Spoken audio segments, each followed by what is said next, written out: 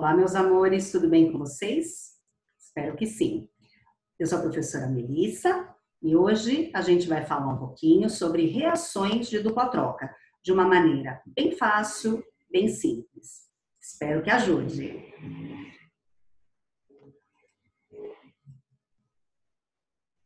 O que é uma reação de dupla troca? Por exemplo, eu tenho a reação entre AB e CB. O que vai acontecer? A gente tem duas substâncias compostas. Eu tenho aqui A mais e B menos, C mais e D menos. Lembrando que a parte da frente é sempre positiva, a primeira parte é positiva, a segunda parte é negativa. A gente vai juntar positivo de uma substância com negativo da outra, positivo com negativo. Lembrando que o positivo sempre aparece na frente. Então, a gente vai ter aqui o A junto com o D e o C junto com o B. Tá vendo? O C fica na frente do B, porque o C é positivo. Agora, é importante você saber quais são as condições necessárias para a ocorrência de uma reação de dupla troca. É necessário que haja a formação de um produto. E aí a gente vai ter três condições. Primeiro, a formação de um produto insolúvel,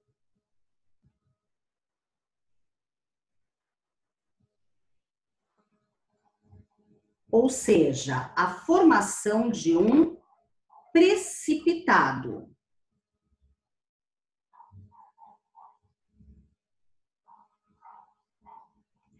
Ou a formação de um produto volátil. O que é volátil? Que evapora facilmente, que tem baixo ponto de ebulição. Por exemplo, a formação de um gás. Ou ainda, a formação de um produto pouco ionizável.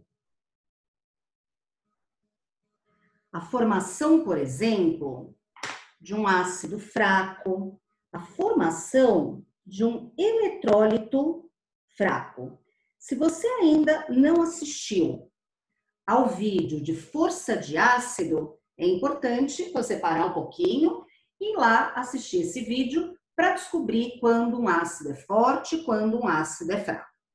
Tá bom? Então, uma dessas três coisas vai precisar formar, pelo menos uma dessas três coisas, tá? Para que uma reação de dupla troca aconteça.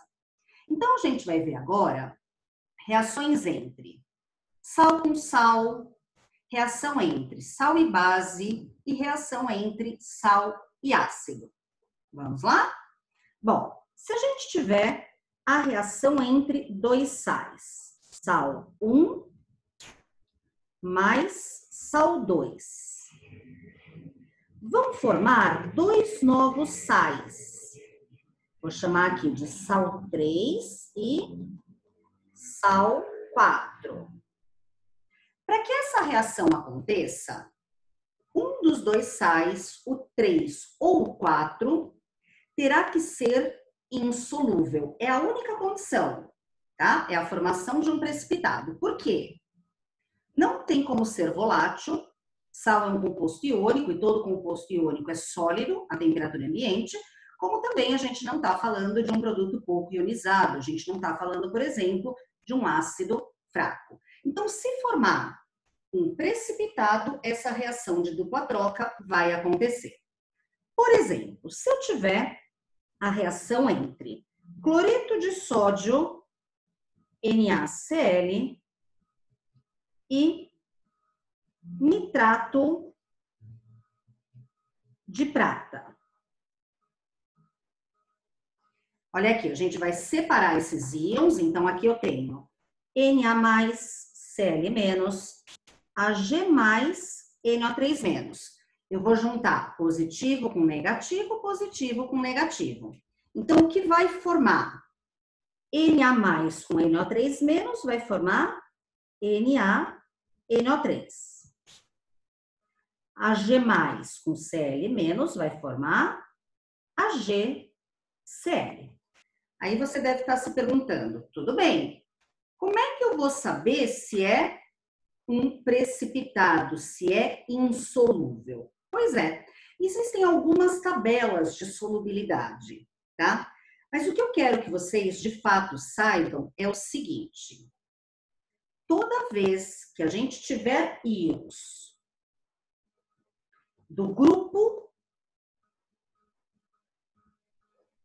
1 da tabela periódica, toda vez que a gente tiver amônio, ou toda vez que a gente tiver nitrato, esses íons formam sempre compostos solúveis, tá?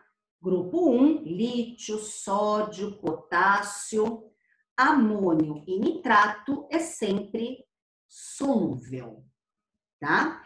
E aí vem a tabelinha de solubilidade. Por exemplo, cloretos, brometos e iodetos formam compostos solúveis? Sempre não. Se a gente tiver cloreto, brometo ou iodeto de prata, de chumbo ou de mercúrio, vai ser insolúvel. Os sulfatos são solúveis? Sempre? Também não. Tem exceções: bário, cálcio, estrôncio, chumbo. Os sulfetos são insolúveis, com exceção dos cátions dos grupos 1 e 2 e de amônio. Carbonatos e fosfatos são insolúveis, com exceção do grupo 1 e amônio. Então, vejam, se vocês lembrarem, isso já vai ajudar e muito, tá? Então, repete aí para você. Grupo 1, amônio e nitrato é sempre solúvel. Por exemplo, quais são as bases solúveis? Também as bases do grupo 1 e amônio. As que são parcialmente solúveis são as do grupo 2, cálcio, bário, estrôncio. E as demais bases são insolúveis, tá? Mas lembrar, grupo 1, amônio e nitrato é sempre solúvel. Então, por exemplo, aqui eu tenho nitrato de sódio. Sódio é grupo 1, nitrato também está aqui. Então, isso daqui eu sei que é solúvel. E o cloreto de prata? Lembra que eu falei? Os cloretos são solúveis. Mas cloreto de prata é uma exceção. Então, o cloreto de prata é insolúvel. Formou alguma coisa insolúvel? Formou um precipitado? Significa que a reação ocorre. Ah, e se os dois fossem insolúveis? Também aconteceria.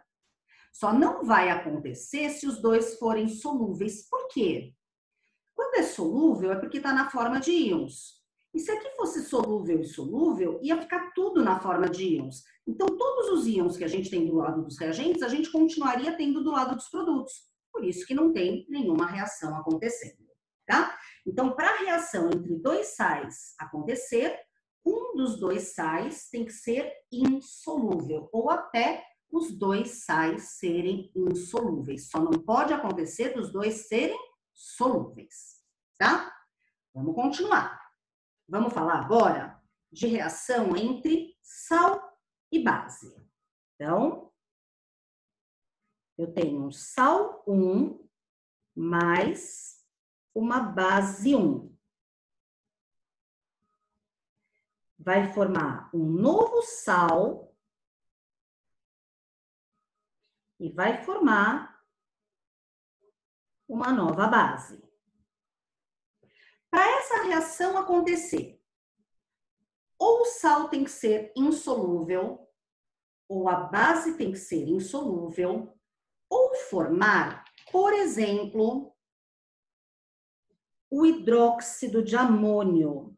O hidróxido de amônio, NH4OH, é uma base instável, se decompõe em forma amônia e água. E a amônia é um gás. Então, o único caso de formar uma base volátil é o caso do hidróxido de amônio, já que vai se decompor formando amônia e água, tá? Então, repetindo condição, para um sal e uma base acontecer, ou o sal ser insolúvel, ou a base ser insolúvel, ou formar o hidróxido de amônio, porque aí ele se decompõe, forma amônia e água, e amônia é um gás, tá? Vamos ver exemplo de reação entre sal e base? Uma reação importante é a seguinte. Eu vou pegar hidróxido de cálcio, que é uma base, e vou colocar para reagir com sulfato de alumínio. Será que você já viu essa reação em algum lugar? Uma das etapas do tratamento da água é chamada floculação. No que consiste a floculação? Existem os tanques de decantação, né? A gente deixa a água lá paradinha e toda a sujeira vai para o fundo. Parte da sujeira pode não ser tão pesada a ponto de ir para o fundo sozinha. Então, a gente adiciona hidróxido de cálcio e sulfato de alumínio para facilitar, para ajudar na decantação. Vamos ver por quê? Primeira coisa que eu vou fazer vai ser separar esses íons. Então, aqui eu tenho cálcio 2+, e OH-. Aqui tem Al3+, e SO4, 2-. Vou juntar positivo com negativo com negativo.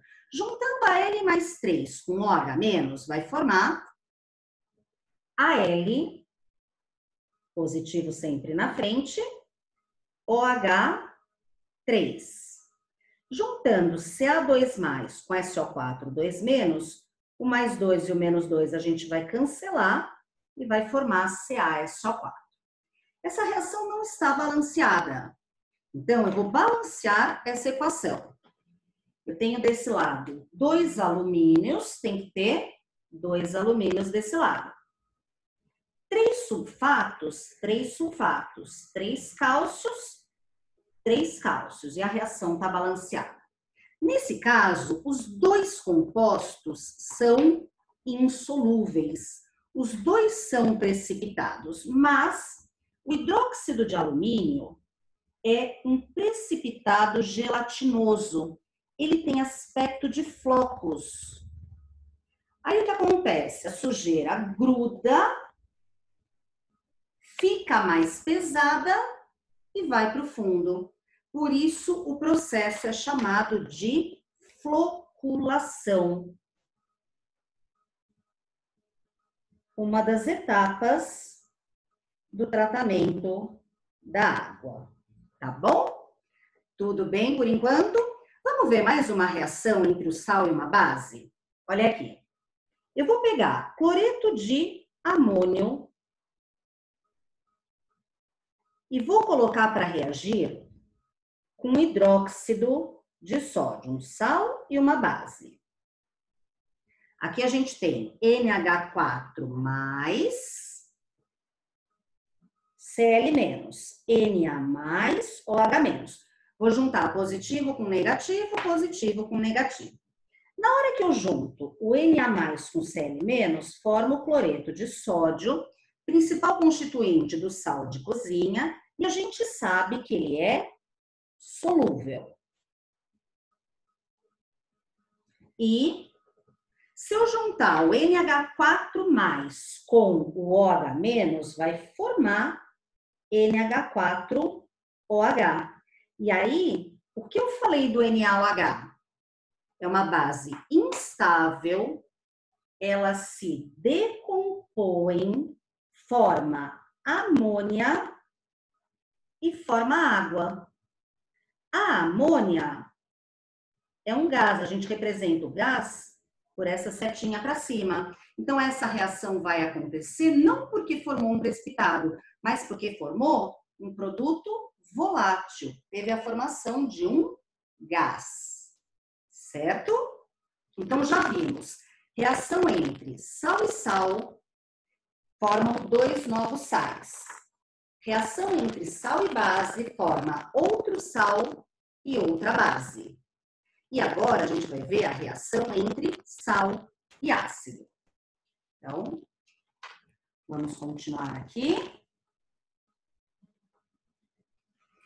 Para a reação entre um sal e um ácido acontecer, quais são as condições?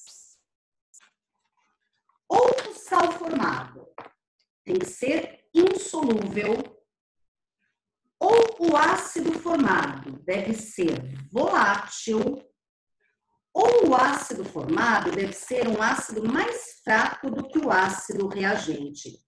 Ixi, não entendi nada. Então, vamos com calma. Ó, vou fazer a reação agora entre um sal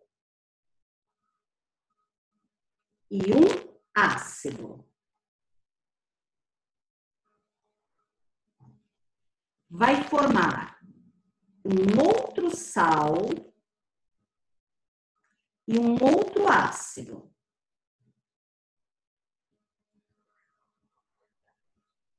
Aí, olha aqui, para essa reação acontecer, vou colocar as condições aqui.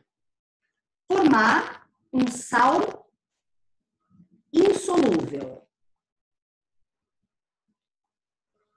Primeira condição. Segunda condição.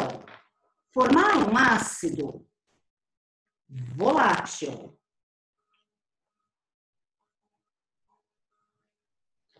Outra condição.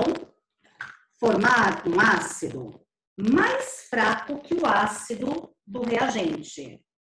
Então, o ácido 2, ele deve ser mais fraco que o ácido 1, o ácido do reagente. Bom, solubilidade a gente já viu.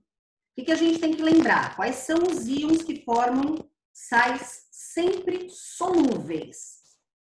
Grupo 1, amônio e nitrato. Os insolúveis, aí a gente tem que ir vendo todas as exceções, a tabelinha. Então, quando você for fazer algum exercício de solubilidade, tem a tabelinha de solubilidade aí do lado.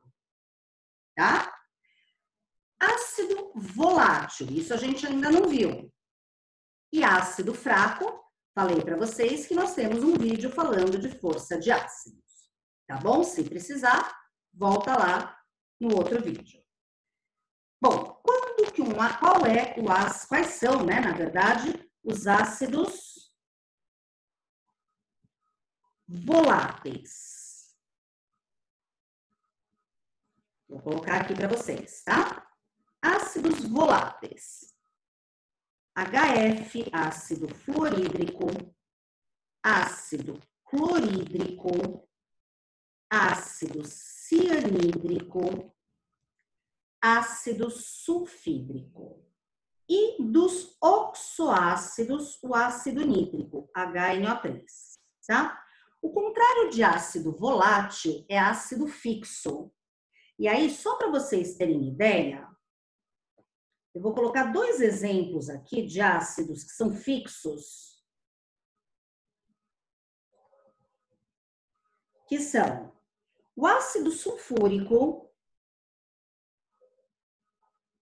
que tem ponto de ebulição de 338 graus Celsius. Claro que não tem que decorar isso. Eu só estou mostrando que o ponto de ebulição é alto, por isso ele não é volátil, ele é fixo. E o ácido fosfórico também tem ponto de ebulição alto. Um pouquinho menor, né? 220 graus Celsius, tá? Então, lembrar desses ácidos aqui, que são ácidos voláteis. E uma outra coisa muito importante é lembrar do ácido carbônico. O ácido carbônico, ele é um ácido instável. Ele forma água e forma gás carbônico, tá? Então, por exemplo, eu vou pegar agora carbonato de sódio,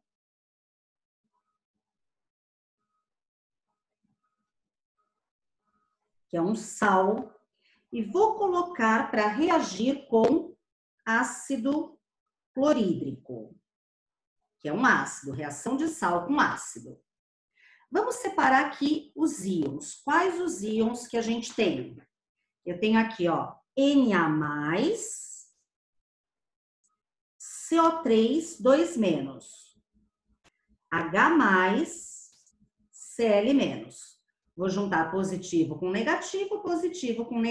Lembrando que o positivo aparece na frente. Então, eu vou juntar Na+ com Cl-, vai formar NaCl. H+ com CO3, 2-, vai formar H2CO3. Essa reação aqui não está balanceada. Para ficar balanceada, tem 2 sódios, tem que ter 2 sódios. 2 cloros, 2 cloros, 2 Hs, 2 Hs. Mas ela não para por aqui. Esse cloreto de sódio, ele é solúvel. Então, a primeira condição, que seria formar um precipitado, já não obedece. Mas formou aqui ácido carbônico, que é um ácido instável. Então, olha o que eu vou fazer. Eu vou riscar e no lugar eu vou colocar água mais CO2. E CO2 é um gás. E toda vez que forma um gás, a reação ocorre, tá? Agora, olha o que eu quero que vocês prestem bastante atenção. Toda vez que eu tiver um carbonato e colocar, tá? Carbonato aqui vai ser um sal, carbonato de qualquer coisa, um carbonato, e colocar para reagir com um ácido, seja ele qual for, o que vai acontecer? Olha aqui, o carbonato vai reagir com H+, vai se juntar com esse H+, vai formar o quê? H2CO3. E esse H2CO3 se decompõe, forma água e forma CO2. Ou seja, todo carbonato ou bicarbonato reage com ácido, liberando sempre gás. Que gás? Gás carbônico. Então, olha aqui, ó. Vou escrever isso aqui para vocês, tá? Ó. Carbonatos e bicarbonatos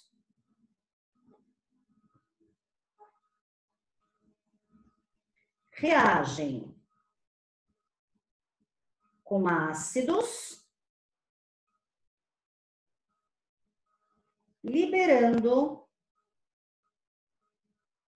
CO2. Vocês já devem ter visto uma experiência que eles pegam um pouquinho de vinagre, coloca numa garrafa e coloca numa bexiga um pouquinho de bicarbonato de sódio. Coloca essa bexiga na boca da garrafa e aí despeja o bicarbonato de sódio no vinagre. O bicarbonato, olha aqui, ó, carbonato reage com ácido, o vinagre é ácido, vai liberar CO2 e aí vai encher a bexiga, tá bom?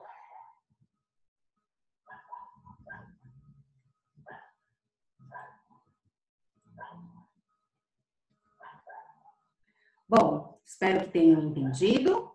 Não esqueça de curtir, de seguir, curtir o nosso canal. Deixa um like aqui também e compartilhe com os amigos, tá bom? Um grande beijo para vocês. Tchau, tchau.